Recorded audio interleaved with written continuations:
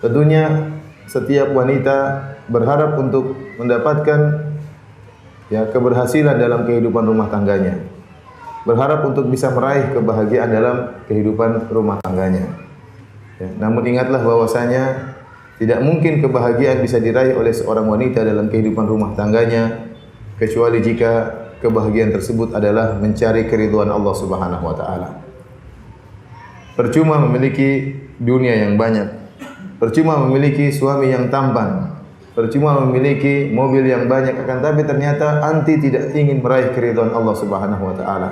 Kebahagiaan tersebut tidak akan datang. Memang anti akan merasakan kelezatan, memang anti akan memuaskan syahwat anti, akan tapi kebahagiaan adalah suatu yang tersendiri yang Allah Subhanahu wa taala anugerahkan kepada hati-hati hamba-hamba yang Allah kehendaki. Oleh kerana sering para ulama menyebutkan perbedaan antara kelezatan dengan kebahagiaan. Orang-orang yang melakukan kemaksiatan, mereka mendapatkan kelezatan. Orang yang berzina dia merasakan kelezatan, orang yang minum khamar dia merasakan kelezatan, orang yang narkoba merasakan kelezatan, tapi mereka tidak meraih kebahagiaan. Kebahagiaan adalah suatu keindahan yang terpatri dalam hati seorang hamba dan dia kekal dalam hati tersebut. Dia bertahan lama dalam kondisi apapun, kebahagiaan tersebut senantiasa dalam hatinya. Berbeda dengan pelaku maksiat atau orang-orang yang tidak mencari keridhaan Allah, mereka memuaskan syahwat mereka, memuaskan hawa nafsu mereka. Benar mereka mendapatkan kelezatan, tetapi kenikmatan sesaat. Adapun kebahagiaan adalah kenikmatan yang senantiasa terpatri dalam hati seorang mukmin atau seorang wanita mukminah dan senantiasa berada bersamanya dimanapun dia berada. Oleh kerana ibu yang dirahmati Allah Subhanahu wa taala, yakinlah tidak mungkin keluarga lelaki dan istri bisa meraih kebahagiaan hakiki kecuali jika mereka bersama-sama, istri dan suami bersama-sama memiliki tujuan yang sama, yaitu mencari keridhaan Allah Subhanahu wa taala. Dengan mencari keridhaan Allah Subhanahu wa taala, maka Allah Subhanahu wa taala akan menumbuhkan mawaddah dan rahmah di antara pasangan suami istri. Maka saya akan bacakan hadis-hadis beberapa hadis yang menjelaskan tentang indahnya menjadi seorang istri yang salehah. Hadis yang pertama, Rasulullah sallallahu alaihi wasallam pernah bersabda, "Ad-dunya mata' wa khairu mata'id dunya al-mar'atu salihah." Sungguhnya dunia itu perhiasan dan seindah-indah perhiasan dunia adalah wanita yang salehah. Rasulullah sallallahu menamakan seindah-indah perhiasan dunia adalah wanita yang salehah. Hadis ini diriwayatkan oleh Imam Muslim. Dan ini menunjukkan bahwasanya wanita salehah merupakan perkara yang mulia di sisi Allah Subhanahu wa taala. Nah, bagaimana bisa menjadi wanita yang salehah? Tentunya harus memiliki sifat-sifat yang menunjukkan ketaatannya kepada perintah Allah Subhanahu wa taala. Bagaimana sikap dia menghadapi suaminya? Di antara hadis yang menjelaskan tentang sifat-sifat wanita yang salehah, Rasulullah sallallahu alaihi wasallam bersabda, "Khairun nisa allati idza nadharta ilaiha sarratka." Sebaik-baik wanita yaitu jika wanita tersebut engkau lihat maka akan menyenangkanmu. Wa idza amartaha ata'atka. Jika engkau memerintahkan dia, maka dia pun taat kepadamu.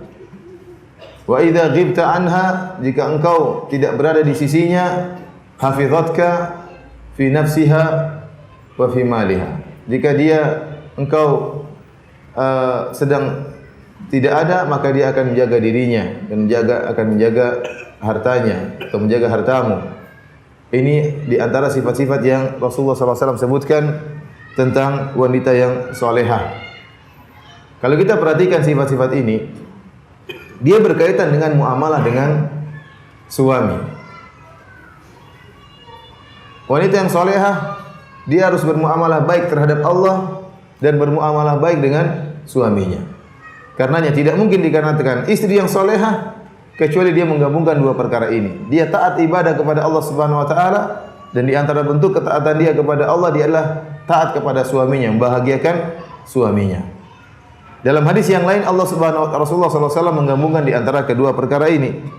Seperti dalam hadis Rasulullah SAW mengatakan dari hadis Abu Hurairah, "Idza shallatil mar'atu khamsaha wa shamat syahraha wa hassanat farjaha wa ata'at ba'laha dakhalat min ayyi abwabil jannati sya'at. Hadis diriwayatkan Ibnu Hibban. Kata Rasulullah SAW, jika seorang wanita salat 5 waktu, kemudian dia berpuasa di bulan Ramadan, kemudian dia jaga kemaluannya, ini berkaitan dengan hak Allah Subhanahu wa taala. Kemudian yang kedua berkaitan dengan hak suami, wa ata'at ba'laha, dan dia taat kepada suaminya. Dakhalat min ayyi abwabil jannati sya'at, maka dia akan masuk dari pintu surga yang mana saja yang dia kehendaki. Karenanya tidak mungkin seorang wanita dikatakan wanita yang solehah kecuali jika dia telah menggabungkan di antara dua perkara ini, taat kepada Rabbnya dan taat kepada suaminya. Perhatikan hadis tadi yang kita sebutkan. Rasulullah SAW mengatakan, khairun nisa, sebaik-baik wanita itu wanita yang solehah. Allati idza nazarta ilaiha sarratka. Jika engkau, yaitu sang suami, melihat kepadanya, maka dia akan menyenangkan hatimu. Dia akan menyenangkan hatimu. Enak untuk dipandang, ya. Membuat menjadi kita rindu untuk memandangnya. Ini istri yang solehah, ya. Tetapi kalau sebaliknya dilihat kecut, wah ini repot. Kemudian dilihat sepet, ini juga repot. Ngelihat dia nggak tahan lama, pinginnya nengok yang lain, ini juga repot. Seorang wanita berusaha mewujudkan hadis ini. Kenapa? Karena dia akan mendapatkan predikat sebagai wanita terbaik.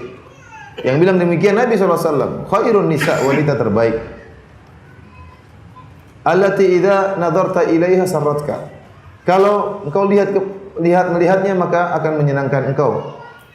Ini harus bagaimana cara seorang wanita untuk bisa mewujudkan sifat ini. Kalau dilihat oleh suami, maka menyenangkan hatinya.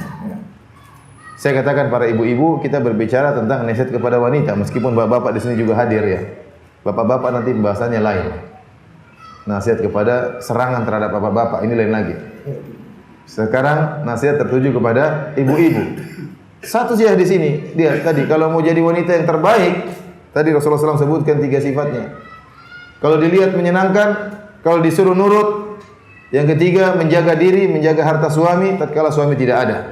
Ini 3 sifat yang merupakan mengantarkan seorang wanita mendapatkan predikat sebagai wanita terbaik. Wanita terbaik di sisi Allah Subhanahu wa taala. Wanita terbaik di surga Allah Subhanahu wa taala. Wanita terbaik di hati suaminya.